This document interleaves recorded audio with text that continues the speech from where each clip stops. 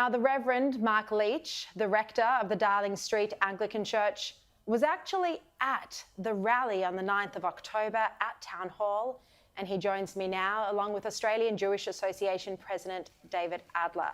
Welcome, gentlemen. Great to see you. Thank you, Shari. Now, Mark, let's start with you. You were interviewed by police. What did you actually tell them about what unfolded that night? And we know the rally started at Town Hall and then went on to the Opera House. So thank you for having me here. I, on the 9th of October, went down to Town Hall because I thought this protest was going to be full of hate-filled chants. I knew what was going to be said, and I also knew the blood hadn't yet dried on the ground in southern Israel. The IDF was still chasing terrorists around southern Israel. So I went down, I thought, as an Australian citizen, as an Anglican clergyman, thought, someone needs to shine a light on what's going to be said here. Someone needs to stand up and say, no, in the centre of our city, when the police warned me not to go down, they said, no, we're telling the Jews not to come into the city. And they said to me, no, Mark, we advise you not to come down because we can't guarantee your safety. I thought, that's not Australian. That's not on. I've got a right to be there. I've got a right to be heard. So I went down. I stood on the steps of the cathedral and I listened to them chant, and I listened to the crowd get riled up. And they did the usual chants, from the river to the sea, which of course is a call for ethnic cleansing of Israel. And then a group of them started chanting, kill the Jews, kill the Jews. At that point, I took out my Israeli flag. I thought, I can't let this stand. I waved the flag. And then, Shari, I got chased out of the cathedral, off the Anglican cathedral steps where I was standing, by a group of these people, with one of them running behind me, threatening to slit my throat as they chased me up Bathurst Street and onto George Street. At that point, I hid behind a police van and the police dispersed the mob. But I heard them, genocidal cries, cries of kill the Jews. I then went and made a statement to the police after this, on the advice of a lawyer. He said that there's clearly criminal behaviour there, threatening you, threatening to kill you. I reported the fact that they'd said, kill the Jews. I've repeated it in public. And that's clearly language that is an incitement to violence, kill the Jews, plus an actual threat to slit your throat. Correct. And it was terrifying. So I ran, I hid. I've said it in every media interview I've done. The police came back to me, they investigated, I went in, made a statement, and they came back and said this didn't rise to the level of a criminal matter and they weren't going to proceed anymore with it, which I thought was a little peculiar. More than peculiar, you know, I think this is incompetence that we're seeing from the police. David, you weren't there on the night. There was a witness who was there who took footage of the Gas the Jews chant, or what he and many others hear as Gas the Jews. The one individual that the police turned to for an opinion didn't hear that. Now, you distributed it on social media, or you posted it on social media, and it then went viral. This was October 9, the protest. You put it up, uploaded it on October 10. You never heard from police, even though it was clear that you first distributed it, and you had to chase the police up in late December. This is an extraordinary aspect which has not yet been made public. We're making it public now for the first time. And that is that at no stage did New South Wales Police approach the Australian Jewish Association or me personally for the raw footage. And we heard that there was an investigation. And I thought for some time, what on earth are they investigating? And this went on for weeks. And so we thought, well, we are a law-abiding, responsible organisation.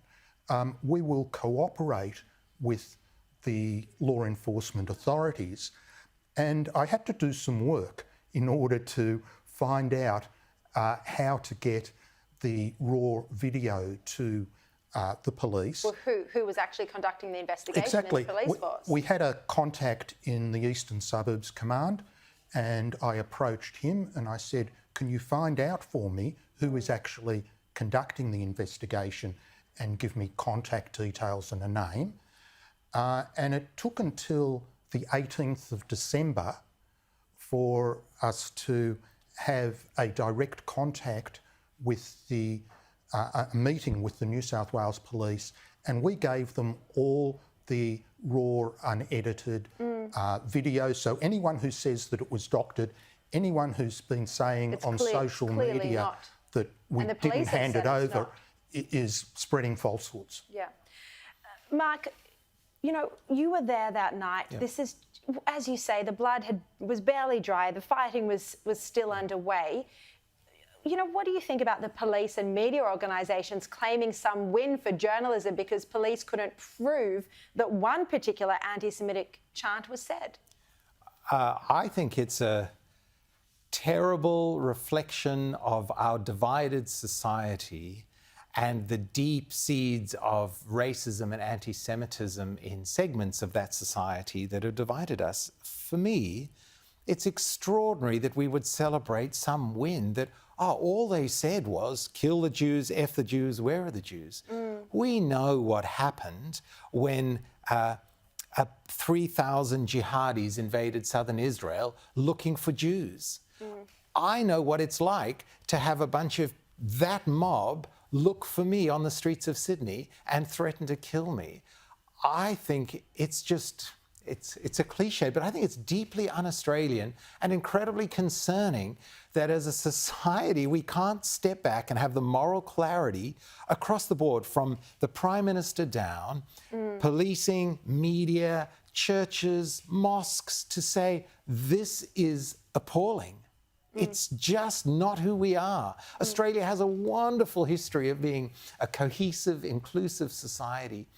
And the only silver lining I can see out of October the 9th is that it has revealed the extent of this deep division and this ugly, racist seam of hatred. And we as Australians need to say no to that hatred. Yeah. Look, we're out of time. Just very quickly, David, you also passed on to police a stat deck from another individual who was at the Upper House protest who did hear gas the Jews, and they never contacted that individual. Or they contacted him, but they never took his statement. They didn't interview him. That's right. And this person is not Jewish. He's an ex-solicitor. He's someone who has had substantial experience with protest groups, and he has listed in his stat deck the chants that he heard, including gas the Jews. I've read that today. We're aware of about 5 such stat decks, as well as other witnesses who have not provided stat decks. And the really worrying thing is that we have seen, as Mark described, uncontrolled, ugly anti-Semitism, and there have been no consequences for the perpetrators. The fact that there is no consequences emboldens others to do more. So it's a bad situation. Well, thank you, gentlemen, both, for your strength. You know, really appreciate you both, particularly you, Reverend, choosing to speak publicly about this. Thank you so much. It's a great pleasure. And I'll just jump in quickly and say, out of this, we're inviting everybody to join us on Sunday, the 18th of February, 3 p.m. at the Domain, neveragainisnow.com.au. The Christian Church leading the way to unite Australians, Jews, Iranians, anyone who wants to come along. Come and stand against hatred. 3 p.m, February the 18th, neveragainisnow.com.au. That is so wonderful. Thank you very much, Reverend. Thank you, David.